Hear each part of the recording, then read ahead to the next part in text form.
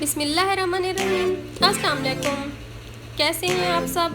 उम्मीद करती हूँ अल्लाह पाक के करम से ठीक ठाक होंगे, खुश होंगे। अल्लाह पाक तमाम देखने वालों को खुश रखे, आबाद रखे, आमीन सुम्मा आमीन। आज मैं आपको फ्रेंच फ्राइज़ बनाने और इसको स्टोर करने का तरीका बताऊँगी। तो चलिए स्टार्ट करते हैं इसको बनाना। यहाँ पर मैंने 2 से 2.5 किलो आलू लिए हैं और इनका मैंने छिलका उतार लिया है।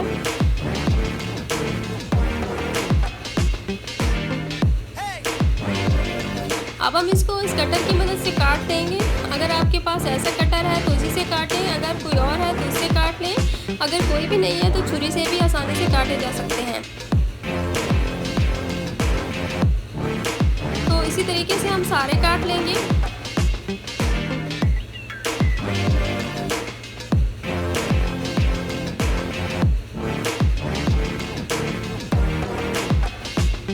आप देख सकते हैं कि मैंने सारे आलू काट लिए हैं और 1 से 2 बार मैंने इसमें साफ़ पानी डाल के इसको वॉश कर लिया है।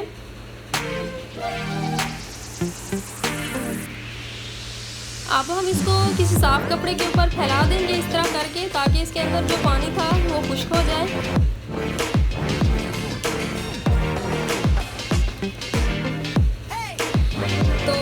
इसके अंदर जो पानी था वो खुश्क हो चुका था, तो मैंने इसको एक बर्तन में, खुले बर्तन में डाल लिया है। अब हम इसके ऊपर कॉर्नफ्लोर लगा लेंगे। ये 1 कप के करीब मैंने कॉर्नफ्लोर लिया है और इसके ऊपर डाल के अच्छी तरह लगा लेंगे।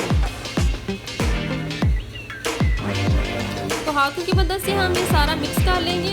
ये देखिए मैंने सारा कॉर्नफ्लोर इसके ऊपर लगा लिया है इस तरह।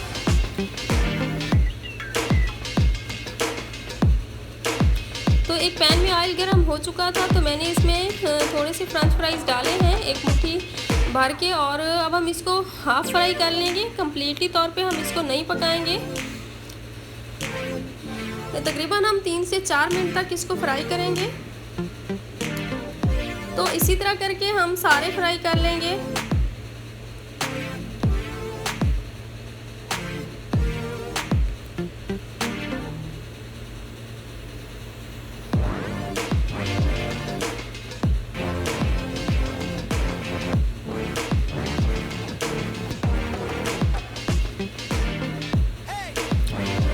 ये आप देख सकते हैं कि मैंने यहाँ पर सारे फ्रेंच फ्राइज़ फ्राई कर लिए हैं। अब इसका नेक्स्ट प्रोसेस ये है कि हम इसको किसी प्लास्टिक के डब्बे में या फिर प्लास्टिक बैग्स ले लें आप, उसमें डाल के हम इसको फ्रीज़र में फ्रीज़ कर सकते हैं।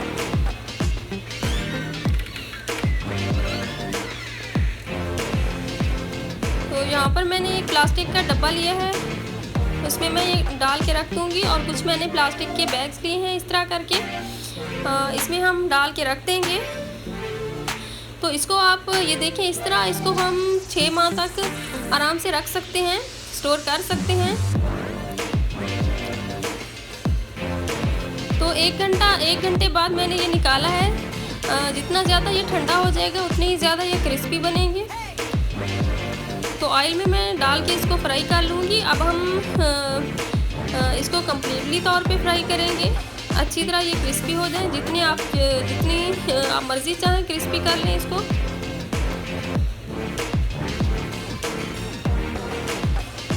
तकरीबन इसको हम 4 से 5 मिनट तक या 6 मिनट तक हम इसको फ्राई करेंगे। और ये देखें यहाँ पे ये फ्रेंच फ्राइज़ हमारे रेडी हैं। अब हम इसको निकाल लेंगे और इसके ऊपर हम थोड़ा सा चाट मसाला डाल लेंगे, थोड़ा सा नमक डाल लेंगे